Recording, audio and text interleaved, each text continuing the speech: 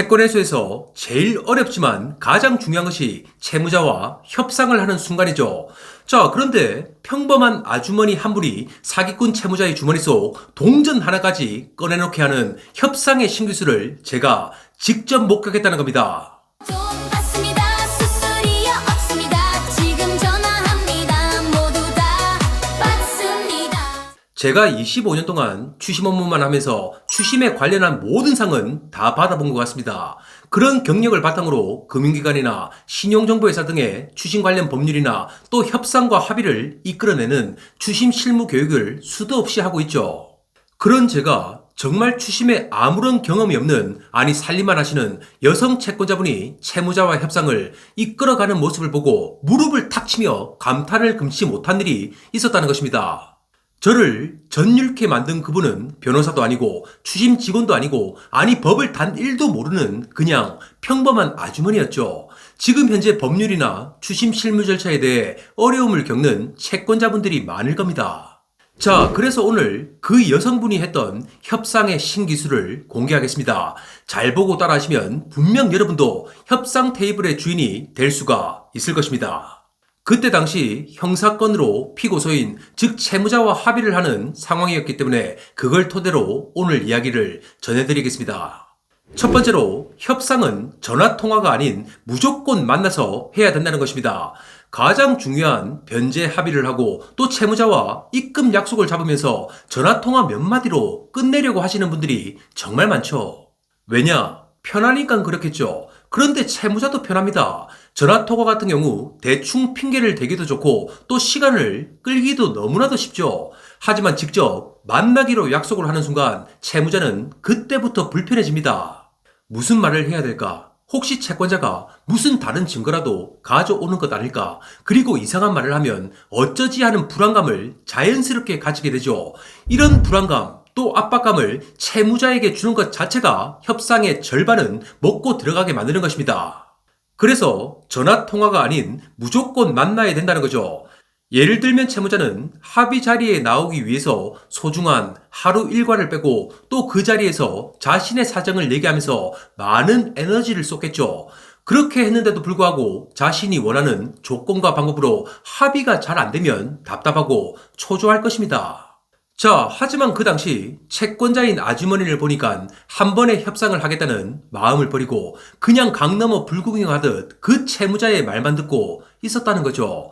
즉 채무자가 많은 시간을 소모하게 만들고 또 감정과 체력 그리고 에너지를 최대한 쓰게 만들어서 오늘 반드시 합의를 해야 한다는 압박감을 스스로 가지게끔 만들어야 한다는 겁니다. 당시 채권자 여성분의 평온한 표정은 채무자의 애간장을 태우고 있었고 누가 보더라도 협상에서 서서히 우위를 점해가고 있다는 것을 느낄 수가 있었죠. 두 번째, 형사사건 합의에 있어 시간은 고소인, 즉 채권자 여러분들의 편이라는 것을 절대 잊지 마십시오.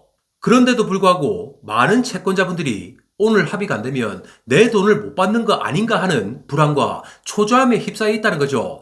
자, 하지만 형사 고소가 들어가면 초조하고 급한 건 당연히 채무자입니다. 합의서, 고소취하서, 처벌 불원서 등 이 모든 걸 받아야 하는 사람은 바로 채무자 본인이라는 거죠. 그리고 피고소인, 즉 채무자들은 형사 고소를 당하면 자신의 행위가 범죄 성립이 되는지 인터넷도 찾아보고 또 변호사, 법무사 등의 법률 자문도 구해보면서 많은 고민에 빠지게 됩니다. 자, 그렇기 때문에 채무자가 지금 준비되는 돈이 이것밖에 없으니까 합의가 안 되면 그냥 교도소에 들어가서 몸으로 떼우겠다며 허세를 부려도 절대 쫄지 말라는 거죠. 그런데 당시 그 여성 채권자분은 무섭게도 시간이 확실하게 자신의 편임을 알고 있었다는 것입니다. 당시 채무자의 재산 상태, 신용 상태 등을 봤을 때 채무자가 제시하는 조건은 그다지 나쁘지 않았죠. 저도 그때 이 정도면 괜찮은 합의 같다고 말씀을 드렸지만 채권자분은 채무자에게 딱 한마디를 했습니다. 지금 준비되는 돈이 이것밖에 없어요. 합의가 안 되면 그냥 교도소 들어가서 몸으로 때울 수밖에 없습니다. 죄송한데요. 그럼 돈이 다 준비되시면 다시 연락 주세요. 저도 여기저기 한번 알아볼게요. 2시간 넘게 수많은 대화가 오갔고 또한 저도 채무자도 철저하게 준비했던 자료와 멘트가 그 말 한마디에 전부 날아가 버리는 순간이었죠. 채무자에게 매번 돈만 달라고 간절한 눈빛과 말로써 사정을 하기보다 무심함에 가면을 쓰는 것도 협상에서 엄청나게 좋은 방법이라는 겁니다. 세 번째는 법을 모르는 약점이 어쩌면 협상에서 강점으로 작용할 수도 있다는 것입니다. 채무자 그리고 사기꾼들은 경찰이나 검찰, 법원에도 자주 가보고 또 법무사나 변호사 사무실에도 들락날락거리면서 평범하게 살아가는 채권자분들보다 법을 많이 접해보죠. 그래서 법을 잘 모르는 채권자분들을 우습게 생각하는 경우가 있습니다. 그렇다 보니 이 정도 금액이면 채권자가 받아들일 수밖에 없을 거야 하면서 벌써 합의 금액을 본인 혼자 정해서 만나는 자리에 나오기도 하죠. 하지만 채무자가 제시하는 금액은 그저 최저 협상 금액이 되는 것입니다. 즉 이제부터 그 금액은 깔고 합의를 진행하면 된다는 거죠. 당시 채권자인 여성분은 법이라곤 하나도 모르고 당연히 추심을 해본 경험도 없는 분이었습니다. 자, 그런데 채무자가 법을 많이 안다고 으스대고 또 오만한 것을 완전히 역이용했다는 거죠. 채권자분은 이렇게 말을 했습니다. 그럼 변호사에게 묻고 다시 연락드리겠습니다. 그리고 제가 법을 잘 몰라서 하시는 말씀을 이해하지 못하겠습니다. 이렇게 말을 하는 것이었습니다. 채무자의 입장에서는 오늘 당장 고소치하서 그리고 처벌 불원서 등을 받아가야 되는데 모든 시나리오가 깨져서 안절부절하는 모습이 한눈에도 보였다는 거죠. 옆에서 누가 보더라도 법을 잘 아는 사기꾼보다 법을 전혀 모르는 아주머니가 협상에서 우위를 점하고 있다는 것을 느꼈을 것이고 어쩌면 그 어리버리함이 오히려 강점이 되는 순간이었습니다.